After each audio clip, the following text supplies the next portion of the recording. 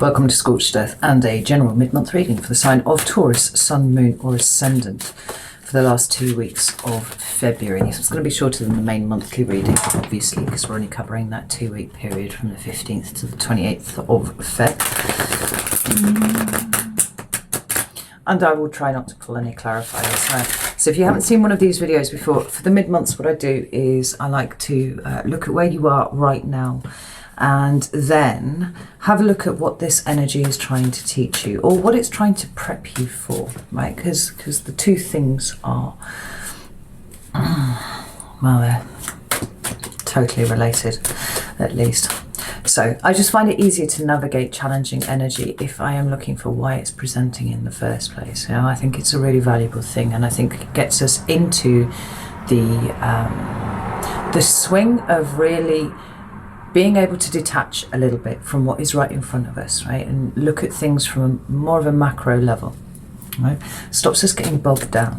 So that's why I do it this way, and I hope that that is useful to you. If you don't quite understand what I mean, then I'm pretty sure it will become apparent in the course of the reading. If you are interested in the 6-month overview that I've done for 2021 for each of the signs from January to June, beg your pardon, there's a link down there in the description box. You can go and have a look at that at your leisure. They run to over an hour and a half long, most of them.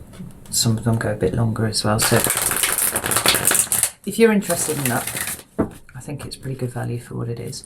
So I should just add, if you're a patron of mine on Patreon, you get all of that for free anyway as part of your membership at the higher tier. So it works out cheaper. Let's have a look and see where you are, Taurus. Taurus, please. Whoa, okay. So we have the Queen of Pentacles. I love that. And we have the Three of Swords in reverse. Wonderful. What else do we have for Taurus, please? We have the High Priestess. Ooh. And what else do we have? Oh, what else do we have for Taurus? Nine of Swords. That's interesting. We have the Two of Pentacles at the bottom of the deck, followed by the Magician. Oh, and the Ten of Pentacles. Oh, and the Hierophant. God, I love it so much. And the Nine of Pentacles, right?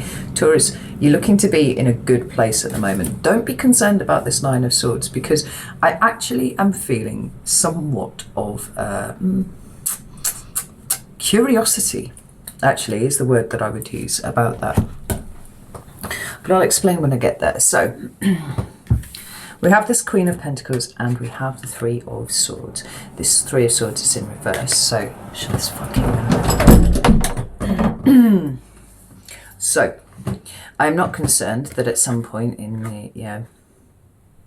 the 2 weeks since I last talked to you that there's been some sort of awful event that's broken your heart. No, we're talking about the process of healing. Now, it's interesting, I've spoken to quite a few Tauruses in personal readings of late, and what it's really becoming apparent, right? And some of you will already have got this, but others, may not have noticed, is that although you have been on a healing journey, a lot of you were trying to heal around this cold steel that was still in your heart, right? And that's never going to work in the way that you want it to do, right? Yes, you can make it happen, but it's still holding on to that thing there. In order for the healing to occur properly, these swords need to fall out. And when this card is in the reverse, gravity is doing its thing. Right? But it is a slow process and not one that can be rushed, and neither, Taurus, being fixed earth as you are, should you be looking to try and rush that process. But the Queen of Pentacles being here gives me a lot of hope, because she is the one for me who really knows how to nurture and take care of herself. It is strictly the card of Capricorn, which is interesting. And you show up as the king often, but when I see you in king mode, that is often you sort of trying to help everybody else, trying to fix everybody else, right? Being in charge of creating structure and stability. This is far more internal. This is about you applying that energy to you and being aware that these swords need to fall out, very gently. The next card that you've got is the High Priestess, and I really, really like this for you, because something that Taurus has really struggled with of late is, I say of late, over the years, is identifying what is the difference between the intuition and between that naggy, horrible little voice that we've been working so hard to get rid of for you, right? The overthinking. It's a card of of deep feminine wisdom, and it doesn't matter whether you're a man or a woman or you're any of those things. Like the gender-owned tarot is not relevant, right? It's about the presentation of the energy, and we hold both masculine and masculine and feminine energy within us at all times. This is deeply feminine. This is an inner knowing here, and more than that, it is about a trust of the information that comes through. Now, we have this Nine of Swords here, and that does talk about things being difficult. It talks about overthinking. It can talk about insomnia. It can talk about, depression and mental health issues. But I'm feeling a curiosity here from this, because it feels like there's almost a detachment beginning to occur from this. Now, like, it would be over enthusiastic of us to assume that because you've done so much work on yourselves over this last year or so, that this will never arise again. That's overly optimistic, right? But what you can do is see it for what it is when it starts to come up. Now, I seem to recall in the 2021 overview that I did, to just reference back to that for a second, I'm sure, I can't remember the content of it altogether, it felt like there was a bit of a rocky start to 2021, right? And maybe that might be just in things that were happening, right? But what I hope I said, certainly what I'm going to say now, is that that's an opportunity to kind of flex those muscles that you have been, building over the last year, right? It's an opportunity for growth, nothing more, nothing less, And the only thing really that differentiates the way you personally deal with an issue and somebody who you perceive as just being really, really good at this stuff, it's just perspective. That's the only difference between them, right? So I have a kind of burgeoning curiosity here that I'm seeing towards this, and it does feel like it's because you are able to detach from it a little more now, kind of pull back from it a little bit. I was even just looking at the positioning of the moons, and it's like, to get those moons in the same position, that moon there and the moon at the bottom of the High Priestess, you've got to flip this card right the way around. And this feeling I've got of curiosity, it's kind of like you're poking the things that used to trigger you really, really hard. Now it's like you're almost interested to see if it can trigger you again. I was kind of like poking it with a stick. Go on, do something. You're going to do something. Because if you do something, then I can deal with you, It's actually a really, really good energy to be in. It's a really useful energy, because one does not get to that point of being able to poke things with a stick just to see if it moves without kind of attaining a level of wellness. What I said in the main monthly reading, and if you haven't seen it, I'll link it at the end of this, it'll appear up here somewhere, was how profound the shift is in you, like how your perspective has flipped around so much that you are, to all intents and purposes, different people to who you were last year, right? And I hope that for all of you, that there is a level of pride in yourself and what you've achieved moving forwards. Yes, there may still be work to be done, but there's always work to be done. Frankly, if you didn't have any work to do, you just shimmer and disappear, right? Being here is all about doing the work, but it doesn't have to be hard. It doesn't have to be just an endless dark night of the soul. Sometimes it can be a kind of curiosity about it. It's like, oh, get up. You're going to do something.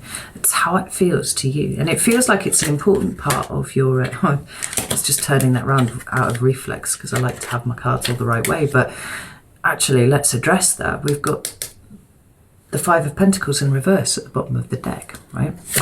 Where the Five of Pentacles in the upright refers, for me, to abandoning your own needs, right? Not taking care of your own needs first, but always looking outside of you for ways to try and make you feel like a full human being, right? That is something that you've absolutely flipped around, right? And it's now on its head. You've completely stabilized what is completely unstable energy here. And not expecting it to be perfect all the time. Progress, not perfection. I love it. Oh, I really, really love it. Let's have a look at the what this energy is trying to teach you, or what it is trying to prepare you for. Yes, please. Oh, got two together there. Oh, that's nice. I like that. Oh, wow. Oh, fucking hell, Taurus. Oh, I love this so much for you. I can't even tell you. Right. At the bottom of the deck, we've got the Hermit, and that is important too, because look, it's here with the Six of Pentacles. Your internal space is not something that confuses and baffles you the way that it used to, right? It is a place of curiosity because you are so excited now about getting to know who you are. The thought of going within is not something that fills you with terror. In fact, it's now like an exercise. I'm going to go within, just make sure nothing's out of balance, because I like it being here like this, right? Now, what this energy is teaching you, or more specifically for you, what this energy is preparing you for, is just beautiful, right? We have the Ten of Pentacles, we have the Strength card here, card of Leo in the Major Arcana, but we also have the Eight of Pentacles and the Four of Swords. And I just love it. I just really, really love it for you, because this is ultimately what every Taurus is aiming for. Now, before you started this journey, it was about making sure that your external environment was just right? The Goldilocks effect on your external environment, because it made you feel safe, secure, stable, all of these things that Taurians crave, right? Because then they feel like everything's okay. Part of your learning process, and what we've discussed at length, you know, over the last few months, is the notion of bringing this within. Because it's been about control for you, Taurus, you know, because you haven't really known what it was that you were doing. Everything was kind of jumbled up inside here, and having everything just right around you made you feel good for a time, but there was a rigidity to that. There was an inflexibility to it, because it meant if anything happened, you know, that one could, you know, even slightly address as change, it destabilized everything, and it made you feel unsafe, and it made you panic and all that sort of thing, right? Bringing this energy within means it doesn't fucking matter what's going on around you actually all that much, because you're rocking it in here. And then we have the Strength card, all about the internal growth that you have experienced this year. Like, there's a gentleness now to the way that you approach your internal space, for sure. It's just because this is about soft power, right? You do not have to be out there aggressively like goring matadors all the time for you to be able to be strong. That's not what the Strength card is about. It's about compassion. It's about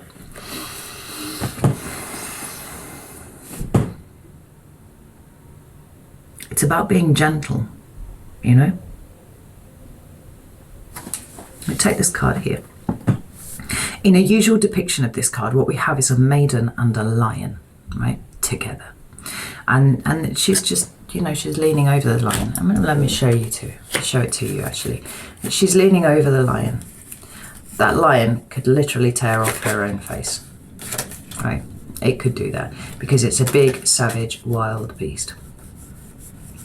And sometimes it represents what is the wild side of us, you know, that bit inside that is chaotic and that we sometimes worry could consume us. But she's not afraid. And she's not afraid because, you know, if it came to it, she could wrestle it to the ground and like tear off its jaw or something about that. Like, it's not about that.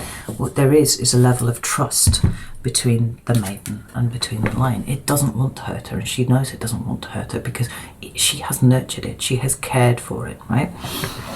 I often have people really surprised at Silas, right?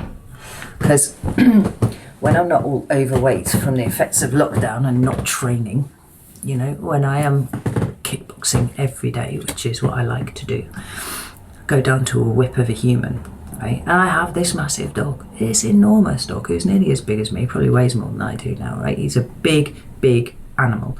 And sometimes I look at him and I'm like, this is a huge animal to share my house with, right? But I love the fact that multiple times a day, this is the scene that occurs between me and my enormous wolf dog, right? And he looks a bit like a lion sometimes. It's majestic as fuck.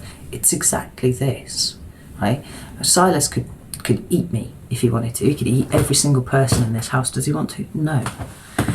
Is it because he thinks that I will, you know, in some way physically discipline him if he does? No. No, it's not about that at all. He's part of the pack.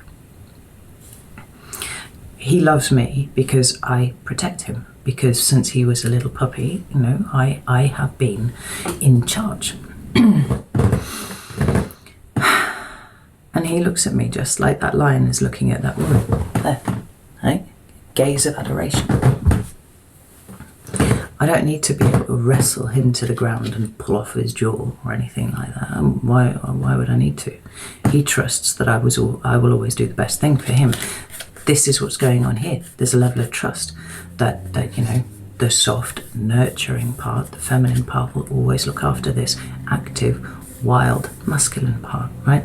They're in balance, they're in alignment. And this is how you are approaching your internal space now, right? Where it was slightly terrifying before, where it had the capacity to consume you, you're nurturing it, you're taking care of it,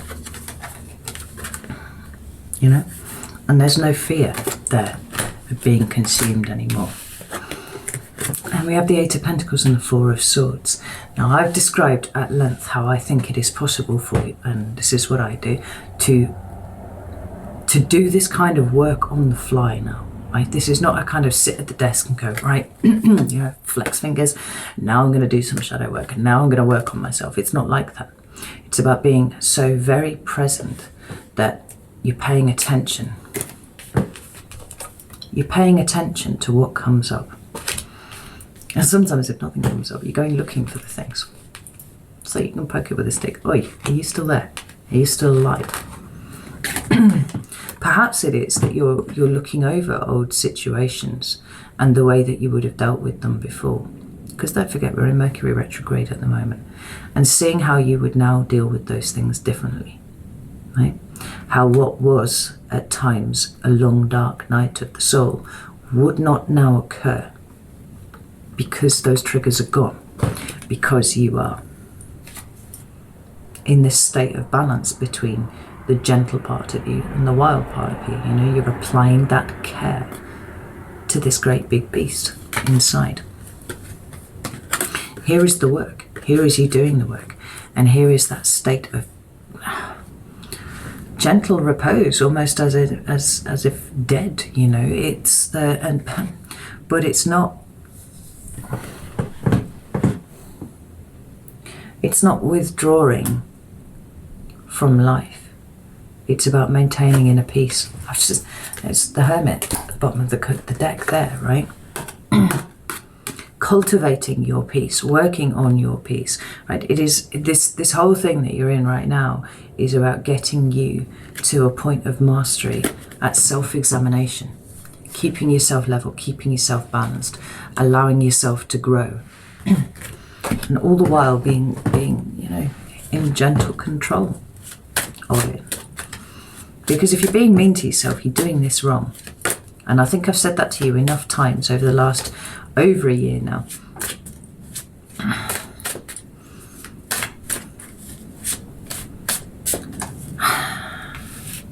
I often see that as a sort of compassionate detachment too, you know. So what we're doing here is we're really building, really building on what it is that you've learned. And making it personal to you, because I can sit here like all day long and come out with my silly anecdotes about bulls and cows and things, but like that's 100% legit and that totally did happen, right? Cows are like Labradors. Sorry, there's a phone call is arriving at the side of my screen there. And I can speak to you broadly and collectively. But how you do this is always going to be personal to you. And you get to the point where you are doing it yourself and not looking for, you know, a roadmap or broad strokes as to how to do this, but get down to the nitty gritty and really refine it for yourself. That's when you are truly taking ownership of that. And that's what I'm seeing here. That's really taking ownership of this process and making it your own, making it reflexive. You know, it's straight off the bat. You don't have to sit down and work at it, because you're training yourself to do things differently now. I like that. I really do like that. Right, tell me about, what do I want? I want some advice. Some advice for Taurus, please. Ooh. Two come out together there. Oh, I love that. That's, oh. It's perfect, right? You're entering a new phase of your life, right? We've been in that transitional period for a while, but it is absolutely here now, Taurus. We've got the Page of Pentacles at the bottom of the deck here. That is your new start, and it's just here. There's lots of things that are new around you now, and it might not be that anything specifically has changed, but this ability that you've got to be able to just pull back from things and look at them from a slightly different angle. It seems like it's illuminating bits of your life that you hadn't really noticed before. Allowing it to give them a little poke. Is there anything dangerous in here? Do I need to look at this, you know? We've got the Five of Swords and we've got the Three of Wands as advice here, right? The awareness of how you have been entirely held hostage by your own mind for a long time, how the cognitive loops have kept you trapped, right? We see you're working on those. The Three of Wands is about really, it's actually a card of manifestation for me, right? It's low level manifestation. It is day-to-day stuff, but it's like the way that you show up in the world here.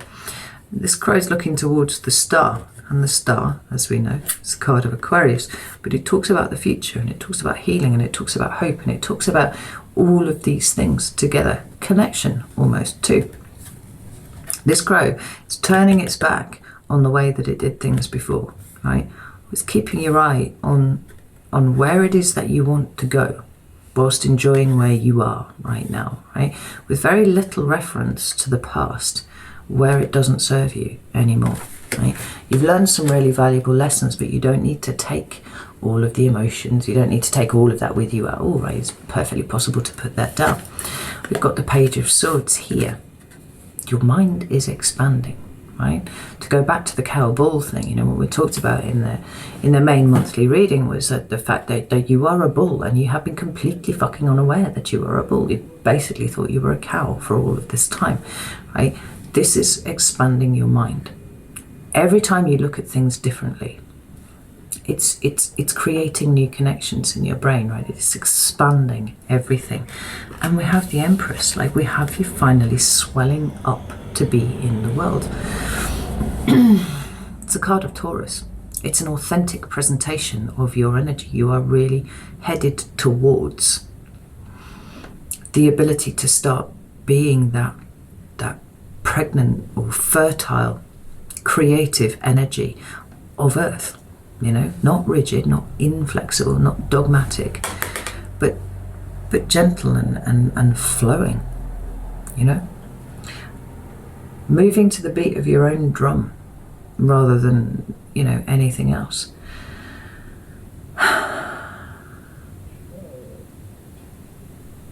Keep being true to you and what feels right to you, and you will be guided pretty well, I think.